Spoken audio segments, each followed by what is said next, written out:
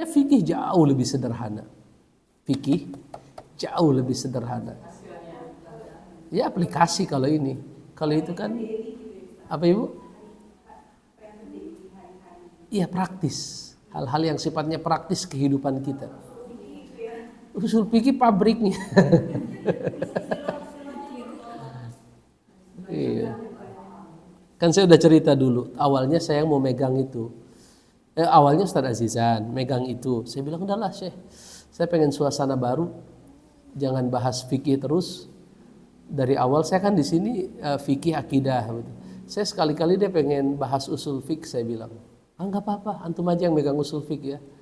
Pas menjelang detik-detik akhir, Syekh antum aja deh yang megang usul fikih. Antum aja deh yang megang usul fikih. Saya bilang, alhamdulillah. Baik, ibu-ibu sudah pada ngopi ya? Baik, alhamdulillah. Sudah cabai rawit malah udah. Baik Ibu. Jadi fuqara, masakin, amil, muallaf qulubuhum, riqab, yang keenam adalah gharimin. Apa itu gharimin Ibu-ibu? Orang yang terlilit hutang. Betul, di Ibu diterjemahkan begitu. Orang yang terlilit hutang. Terlilit hutang itu memiliki banyak gambaran Ibu-ibu ya. Semua terlilit hutang. Sebenarnya hukum asalnya yang saya pahami dari penjelasan ulama, terlilit hutang terkait dengan kemaslahatan umat. Misalnya begini ya, saya ingin mendamaikan satu kampung di daerah Manggarai. Manggarai Jakarta Timur itu ya. Stasiun Manggarai, itu kan ada jalan tambak atau apa itu? Itu kan ada dua kampung yang saling apa tuh? Perang. Berlan sama apa Ibu? Ya pokoknya daerah situlah. Sering kita baca di berita mereka tempur sampai nggak tanggung-tanggung, ada yang apa terluka, mungkin ada yang mati dan lain sebagainya. Benar-benar bawa senjata tajam, batu. Saya datang ke mereka. Saya bilang ke kampung Berlan atau apa. Sebenarnya kampung sebelah itu luar biasa, hormat sama kalian. Mereka itu sayang, cuman kadang ya namanya setan, sering ada salah paham. Saya pindah lagi ke kampung yang lain, saya ucapkan hal yang sama. Saya udah main ke sana kemarin. Sebenarnya mereka ingin menyelesaikan salah paham ini, mereka duduk bareng. Gimana kalau saya fasilitasi makan di restoran Ajwad misalnya. Ustaz Khalid kan. Mau nggak makan di restoran Ajwad? Perwakilan dari kampung ini 10 atau 20, dari perkampungan ini 20 juga. Kita ketemu di sana, nggak apa-apa deh, nggak usah mikirin biaya. Saya yang nanggung biaya. Atau kita jalan-jalan bareng ya 2 bis ke Ancol misalnya. Gara-gara itu saya terlilit hutang. Gara-gara itu saya terlilit hutang, maka saya boleh mengajukan untuk mendapatkan apa? Zakat karena masuk ke dalam kategori gharimin. Itu yang saya sering dengar dari penjelasan para ulama. Artinya kalau dia memang terjerat pinjol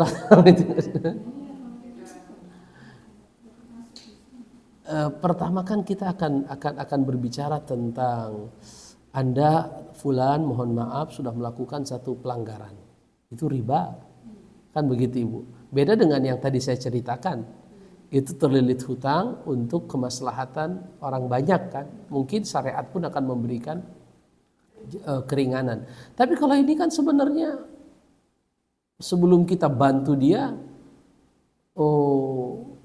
kita akan berpikir ulang.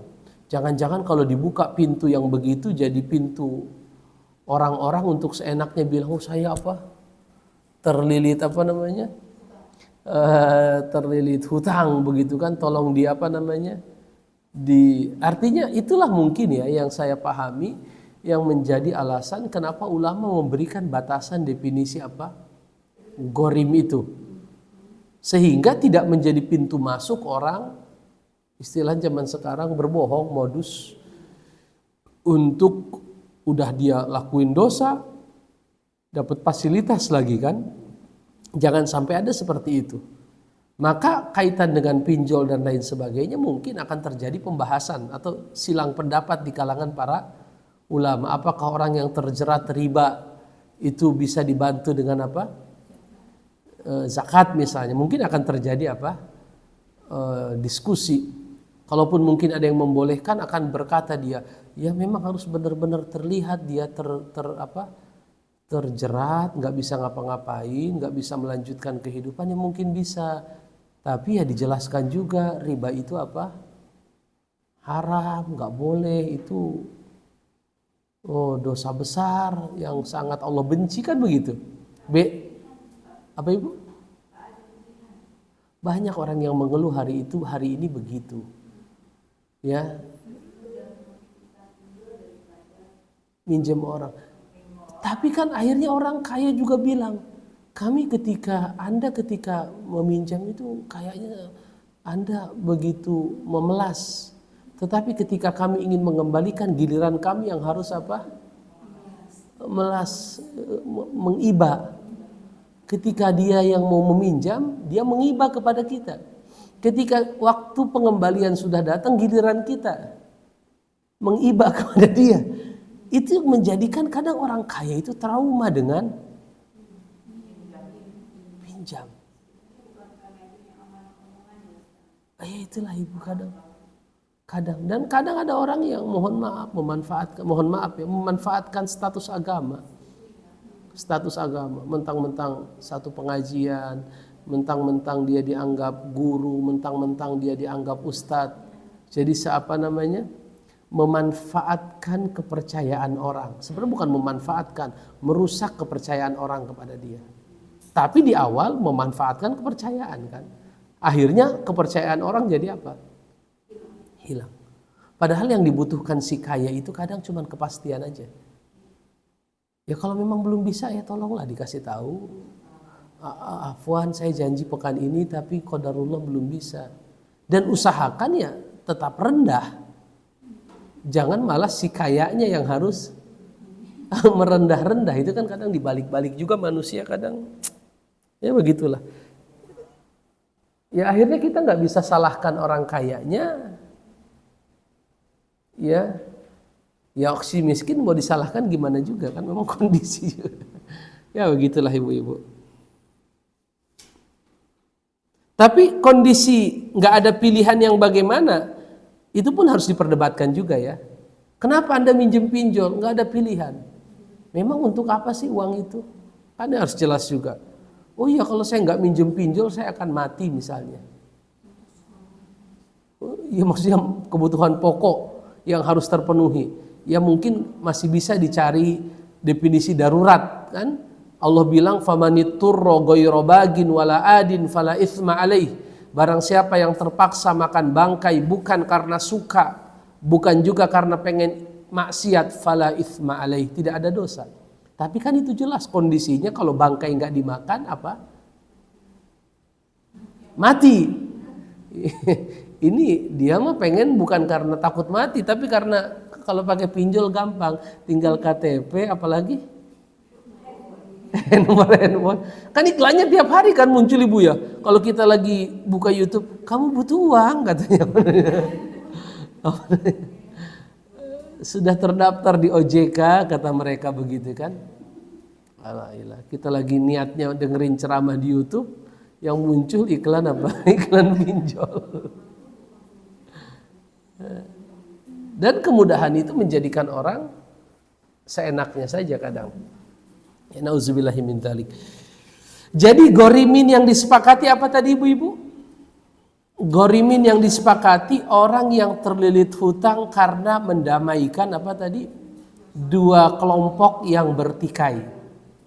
Saya mendamaikan. Misalnya kelompok A bilang, kami nggak terima perlakuan mereka. Bayangin aja motor kami 3 dibakar. Yang di sana juga sama bilang, kami nggak terima. Itu rumah kami 2 kebakar. Saya bilang udahlah, masalah kerugian saya yang tanggung. Otomatis terkena apa tuh? Terlilit apa? Terlilit hutang. Saya harus pinjam ke sini untuk mendamaikan. Nah, itu bisa. Tidak ada perdebatan bahwa itu bisa mendapatkan gorim. zakat dalam bentuk orang yang terlilit hutang. Jelas ibu-ibu? Baik. Hah? Nanti kalau saya udah jadi ketua DKM, ibu Hah? Susah. Kalau di Indonesia susah. Enggak. Ya karena kita belum menjalankan. Iya, betul. Nanti kan saya juga sebagai ketua DKM taruhlah di Masjid Pulan yang sudah modern sistemnya, saya nggak akan iya-iya aja. Saya harus survei. Oh baik Pak, pengajuan Bapak kami pertimbangkan. Nanti kami akan buat tim. Ada tim khusus untuk pergi ke kampung A, kampung B. Bener nggak terjadi konflik? Bener nggak si Fulan mengeluarkan uang sekian? Kan harus ada pertanggungjawabannya juga. Tapi kalau sekarang bingung, mau ke siapa? Seperti kasus besar yang aja kita Pak Ustadz memutuskan untuk melerai dua pihak itu mengambil kerugian itu.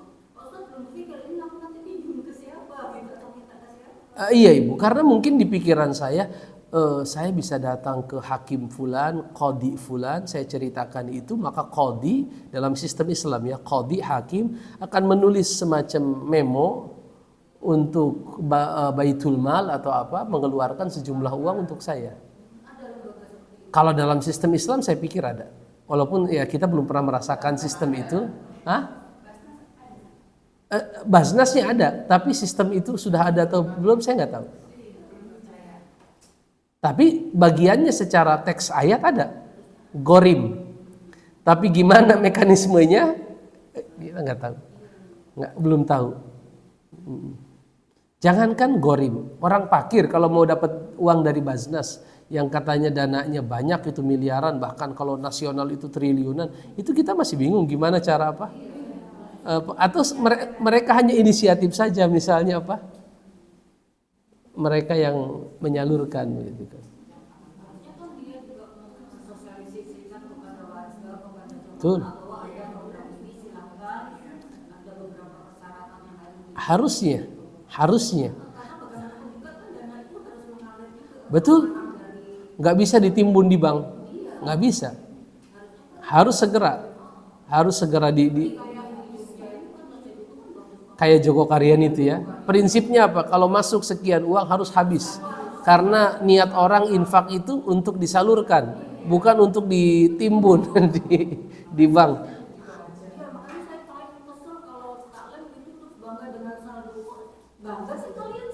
Sama, saya juga apalagi kalau saya lagi Jumatan di satu masjid, lalu diumumkan bapak-bapak Bapak-bapak, saldo kita hari ini 350 juta. Itu orang yang di masjid cuma, wih banyak yang nggak tersalurkan. Ya. Padahal menurut saya uang 350 juta itu lebih baik digunakan untuk kemaslahatan kaum muslimin. Ibu butuh apa Ibu? Saya butuh bimbingan dari masjid supaya bisa bikin usaha A, usaha B, usaha C. Ustadz bisa nggak ya anak saya masuk pesantren tahfiz Quran tapi nggak punya biaya? Bisa nggak ya masjid membantu? Oh bisa Ibu kalau kan begitu. Tapi masjid mana yang begitu? Itu jadi masalah. Kalau bisanya bisa, tapi masjid mana yang mau begitu? Kalau Joko Karyan itu contoh yang bagus sekali itu Joko Karyan. Ibu hilang sendal, Bu Nopi cuma bilang merek sendalnya apa, nomornya berapa, harganya berapa. Iya, makan. Iya, luar biasa. Masjid itu ketika dikelola secara syar'i, profesional, manajemennya bagus, dia bisa menjadi pusat peradaban. Dari Joko Karyan itu muncul orang penulis-penulis hebat. Yang saya kenal ada Ustadz Salim Villa, ada yang udah meninggal Ustadz Ahmad Panani atau apa meninggal, gurunya Ustadz Salim. Ada lagi Ustadz Fauzi Azim yang nulis yang gemuk orangnya itu. Itu kan dari situ setahu saya. Artinya bahwa masjid ketika dikelola dengan baik itu bisa menimbulkan hal-hal yang sangat luar biasa. Luar biasa. Bikin pesantren, menyekolahkan santri-santri, pasar rakyat itu luar biasa. Warga itu merasa memiliki masjid. Warga, karena masjid butuh apapun dia nggak akan pergi jauh-jauh. Dia suruh warganya, kami butuh rawon 1000 porsi. Dari kamu saya beli 200 porsi. Kan warga sekitar apa ibu? Senang dia. Waduh, terangkat ekonomi saya kan begitu. Itu luar biasa, itu harus jadi contoh itu. Saya juga selalu berdoa mudah-mudahan ke depannya ada nemu masjid yang begitu kita bangun, ya tanah begitu kan, kita bangun, kita jadikan sebagai masjid percontohan, dikelola dengan kalau bisa pakai yang standar manajemen itu ISO atau supaya iya nggak ada masalah. Kayak model di Jati Padang itu ada Masjid Al-Ikhlas, itu yang selalu mereka banggakan. Kalau ibu ke Jati Padang, Jakarta Selatan, di situ ada SMA 28 namanya, terkenal kalau Jakarta Selatan, favorit. Itu nggak jauh dari situ ada Masjid Al-Ikhlas. Itu dikelola dengan menurut saya sangat profesional. Mereka selalu bangga dengan sertifikat manajemennya, ISO-nya dan lain sebagainya. Kenapa enggak?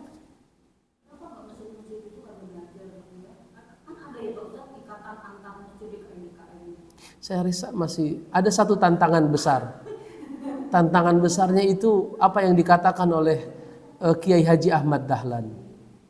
Hidup-hidupilah Muhammadiyah, jangan cari hidup dia Muhammadiyah. Ini kadang orang khawatir kehilangan, mohon maaf, kehilangan pemasukan, kehilangan kedudukan, itu masih dalam mengelola masjid itu enggak lillahi ta'ala.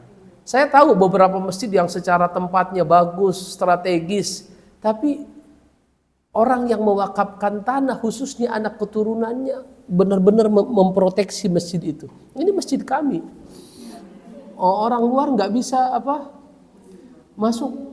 Kami sudah ada tradisi, nggak bisa Akhirnya kita orang-orang luar ya, yang khususnya bapak-bapak yang pensiun, yang di otaknya penuh dengan pengalaman itu, gemes aja ngelihat ini masjid kok begini.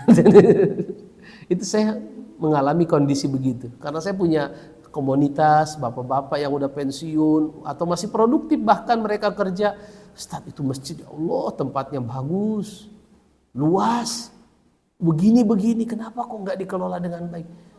Saya bilang ya iya gimana Pak, saya bilang. Jadi mereka itu ya kayak memiliki masjid, jadi owner masjid. Harusnya kan pelayan ya, pelayan. Saya di masjid itu untuk melayani jamaah. Kalau ini enggak, jadi kayak mereka ownernya begitu.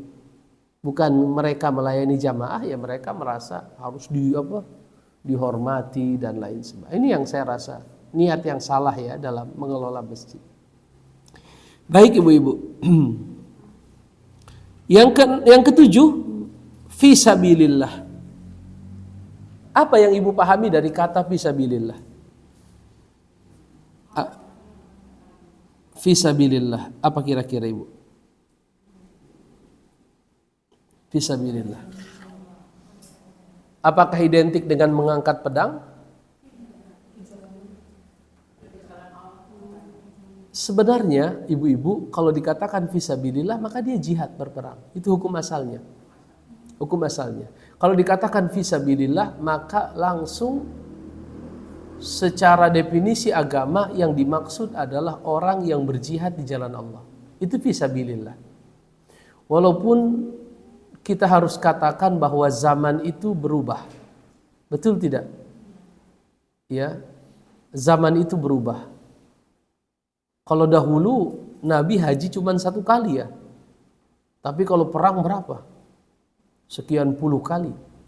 Karena memang saat itu peperangan dalam arti ngangkat senjata salah satu wasilah dakwah. Karena sebelum berperang itu kan begini dulu, permisi bapak-bapak, kami umat Islam Islam agama tauhid, agama yang benar. Kami ini datang dengan keadilan, memerintahkan manusia mentauhidkan Allah, dan kami tidak tunduk kepada selain Allah. Anda, apakah ada yang tertarik untuk masuk Islam yang dengannya darah dan harta Anda terjaga, Anda menjadi saudara kami? Oh, kami enggak tertarik dengan Islam, misal begitu. Oh, enggak ada masalah, Anda enggak tertarik, la ikraha fiddin. Tidak ada paksaan dalam agama. Tapi Anda harus tunduk kepada kami. Hidup di bawah naungan kami. Karena kan kami nggak mungkin hidup di bawah naungan Anda. Islam itu tinggi dan tidak ada yang lebih tinggi dari Islam. Oh, nggak mau juga. Untuk apa hidup di bawah apa? Naungan kalian. Oh, nggak mau juga.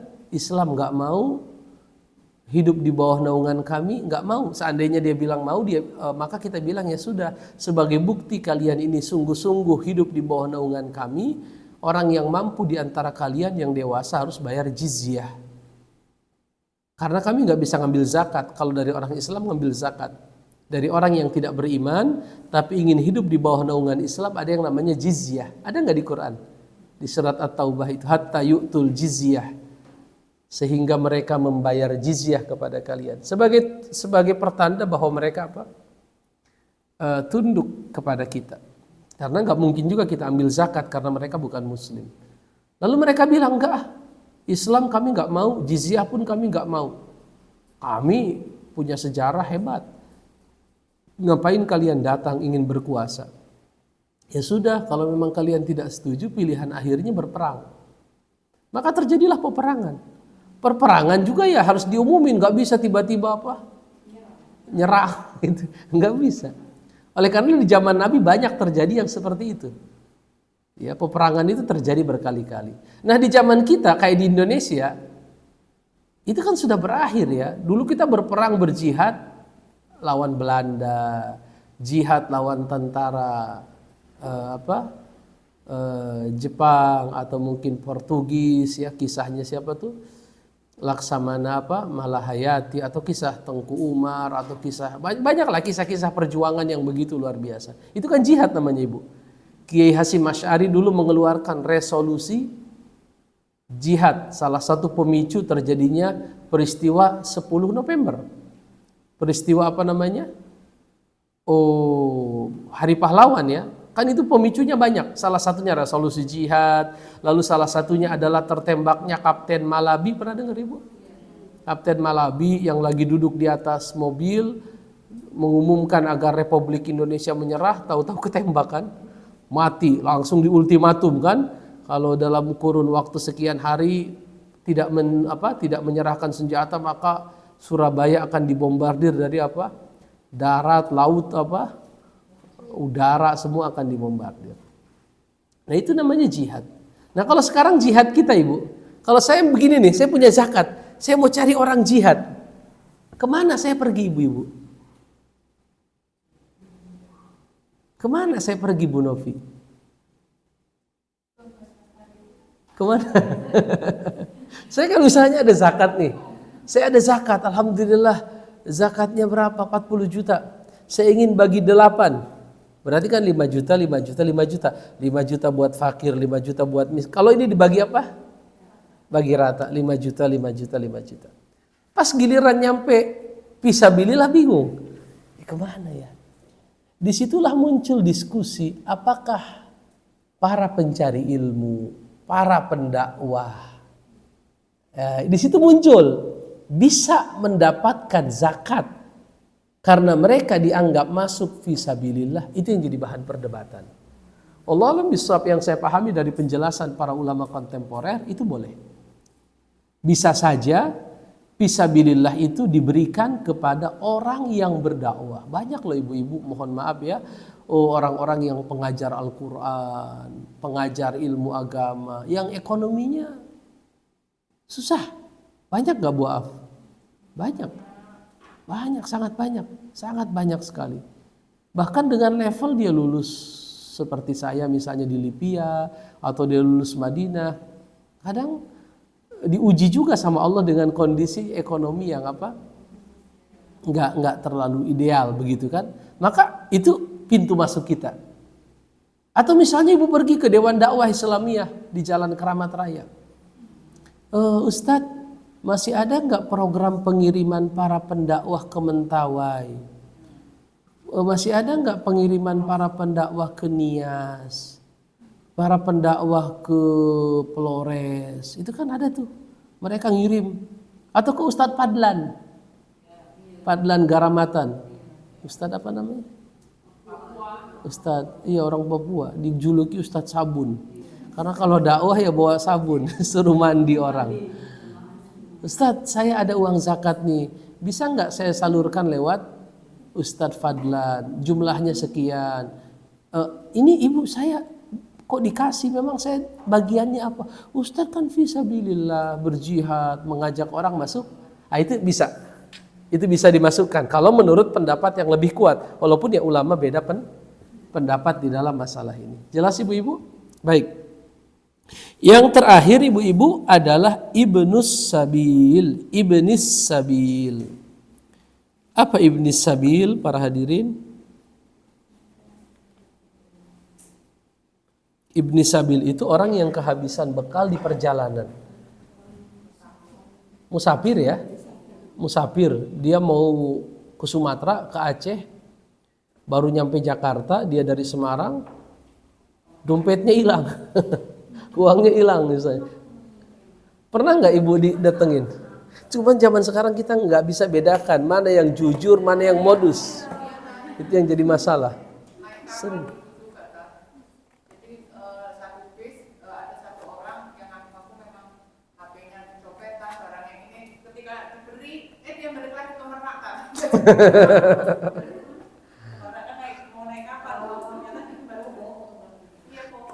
Di zaman sekarang ada yang menjadikan itu profesi. Saya pernah melihat seorang bapak, kurus orangnya, memang kurus, rambutnya panjang. Dia awalnya di daerah Jagakarsa, duduk aja di pinggir jalan sambil megang perut begini. Ya besoknya pindah ke Sawangan. Iya. Artinya itu kan modus. Nah ini kadang kita zaman sekarang agak susah. Agak susah membedakan mana yang benar-benar apa ibu. Dan kadang datang ke rumah kita.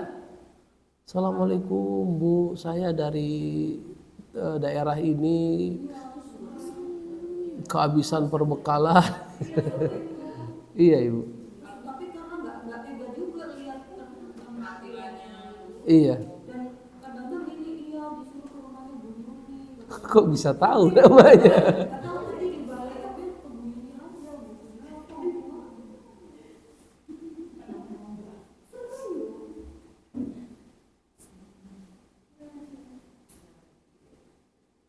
Masya Allah. Iya ibu.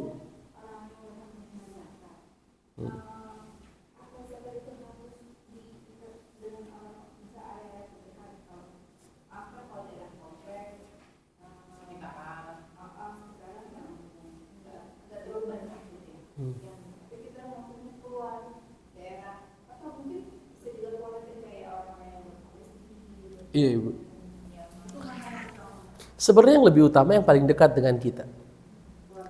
Keluarga, tetangga dekat. Ya radiusnya aja agak diperlebar radiusnya ya. Jadinya tadinya di komplek nggak ada, ya coba radius di RT. RT nggak ada, radiusnya RW. Level itu. Tapi kalau kita lihat, masya Allah, secara umum di sini baik saja kondisinya.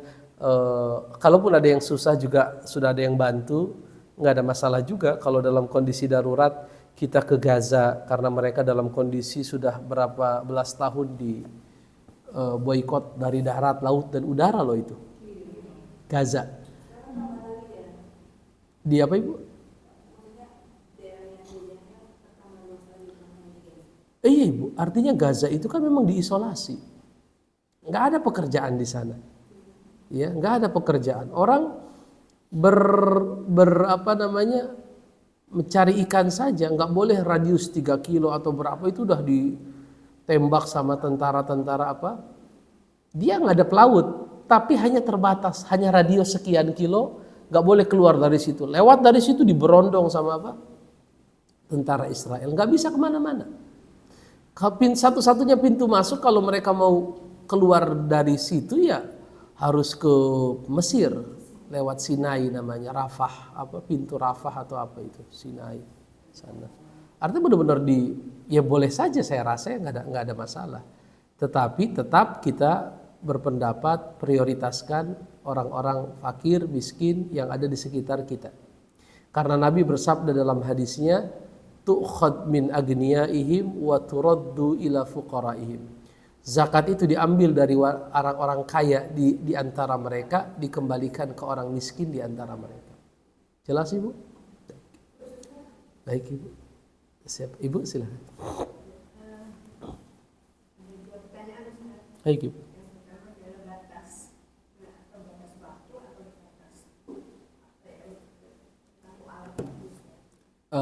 Apakah setelah setahun dia disebut mu'allaf? Karena ada di sekitar kami itu orang udah pada tahu yang mu'allaf.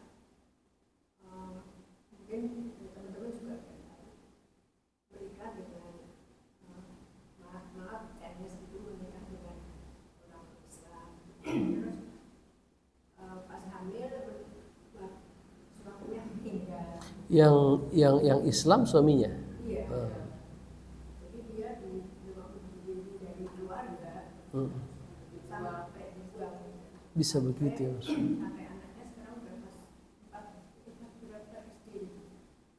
Tapi ya seperti itu, jatuh bangun jualan kue, jatuh bangun. Semua orang juga ngeliat, tapi kalau akan membantu dia terus ada yang itu modus gitu. Tapi bagi kita melihat betul kondisinya tidak ada perubahan dari mulai hamil, jadi nggak ada yang saudaranya nggak ada yang. Sebenarnya kalaupun seandainya sifat mu'allafnya sudah hilang, kerawanan dia untuk murtad lagi tidak ada. Karena kita tahu Islamnya kuat dan lain sebagainya. Tapi dia bisa masuk dari pintu fakir, bisa masuk dari pintu miskin. Banyak pintunya Ibu. Artinya taruhlah dia nggak lagi disebut mu'allaf. Dengan durasi waktu yang sudah sekian lama, dia pun terus-menerus belajar, kerawanan dia murtad pun kayaknya tidak ada dengan melihat kondisi dia beragama. Ya berarti bukan menutup pintu zakat dari dia. Ada pintu-pintu yang lain, pintu kefakirannya, pintu dari sisi dia kemiskinannya. Kalau dia masih masuk kategori salah satu dari yang 8 ini, dia masih bisa dapat. Dan susah menilai hati. Apalagi keluarga dia yang ini selalu ngirim adiknya untuk masuk terus kembali ke rumah. Oh, apalagi begitu. Apalagi begitu. Kan itu kan masih bisa kita definisikan mu'allaf. Artinya orang-orang yang dikhawatirkan ketarik lagi ke agama lamanya. Usia berapa Ibu? Anaknya pas Enggak, si ibu itu usia berapa?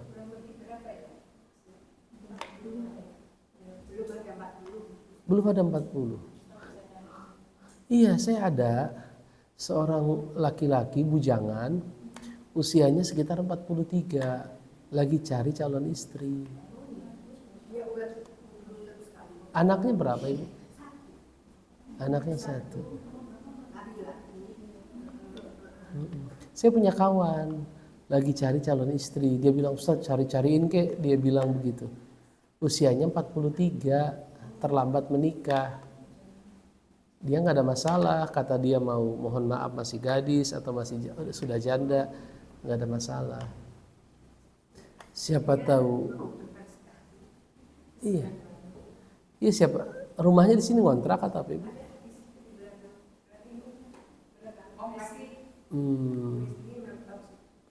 Nah kalau si laki-laki ini tinggal di Cikunir ya, yang ada Pak Jakarta Selatan arah Ciledug itu Ibu. Cikunir itu.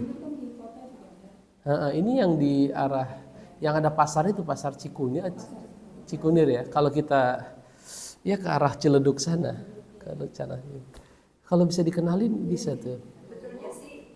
Nggak nyampe umurnya nggak nyampe 40. Dia bilang, dia kan si laki-lakinya usia 43. Dia bilang, Ustaz kalau bisa di bawah saya 5 tahun, begitu. Belum. Ada justru sini. Itu. Saya sih biodatanya ada, biodata si laki-lakinya ada, foto si laki-lakinya ada di handphone saya, CV-nya ada, begitu kan? Iya nggak masalah. Maksudnya nanti kan kita kan berkenalan, si laki-lakinya setuju ya lanjut, nggak setuju ya kita nggak bisa apa-apa. Itulah yang kita sebut dengan proses ta'aruf gitu kan, chemistry. Saya ada 2 orang, laki-laki, total ada 3 orang. Ada 3 orang. Satu usianya 50, tapi kelihatan masih muda banget. 50, karena memang orangnya, saya juga nggak nyangka dia masih usia udah 50. Suka main sepeda apa, pixie atau apa, orang IT, rambutnya panjang. Antum benar usia udah 50? Iya Ustaz, menjelang 50. Masya Allah. Ada, bisa saya minta CV-nya. Satu lagi usia 38. Beliau dahulu usahanya bagus. Allah uji dengan stroke. Masih muda. Tapi di masa stroke itu ditinggal istrinya. Allah takdirkan, begitulah perjalanan hidup dia. Sekarang sudah mulai sehat, bukan mulai sehat ya, bahkan sudah sehat, sudah ya, tapi ada sedikit pertinggal saya lihat di tubuh dia, tapi secara fisik semua normal semua. Dia bilang, "Ustaz, cariin dong apa calon istri buat saya." Saya bilang, "Siap, Pak." Saya bilang. "Siap, Ibu, siap." Siapa tahu ada yang jodoh kan Bu ya. Kita nyari pahalanya aja. Iya Ibu, siap. Nanti kalau Ibu butuh CV-nya saya kirim 3-3-nya. Sekarang yang sudah di saya CV-nya 2. Nggak ada masalah, nanti kita bertukar CV, nanti kita pertemukan mereka, siapa tahu ada kecocokan. Saya pernah dulu buka biro jodoh. Pernah. Judulnya Ikhtiar Jodoh Solih. Saya share, yang daftar puluhan orang, ada mencapai 100 perempuan. Tapi laki-laki cuma 3 orang. Udah gitu susah banget diatur. Jadi nggak imbang banget. Perempuan yang daftar apa? Ya begitulah masanya Ibu ya. Baik. Nanti kita komunikasi aja Bu Af. Siapa tahu. Atau dengan yang tadi juga boleh tuh. Siapa tahu ada kecocokan. Nggak ada yang tahu jodoh. Baik.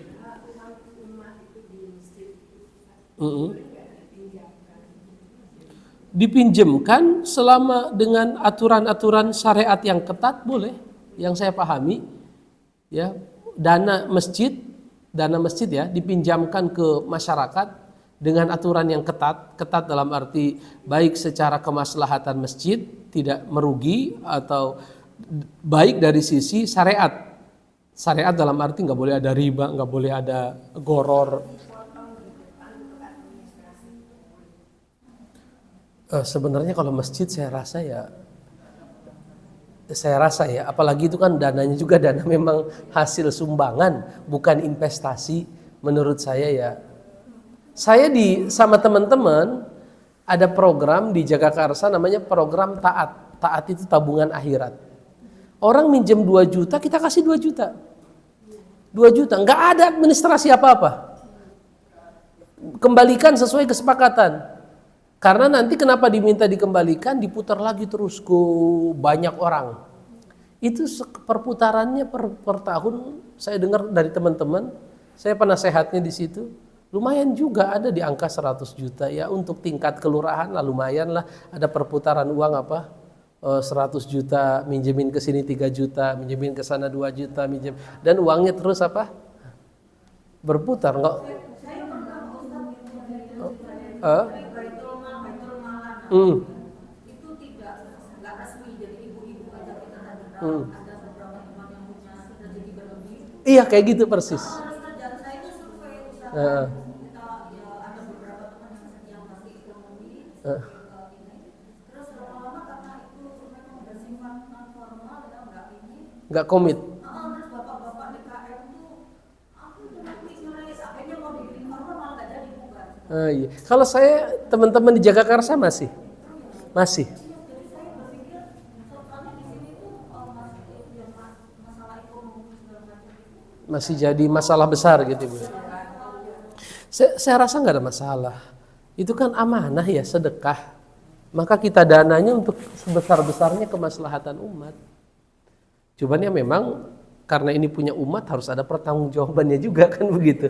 Nggak asal oh ini 3 juta nanti. terus mengembalikannya pas ngaji ya kita bikin buku pengembalian.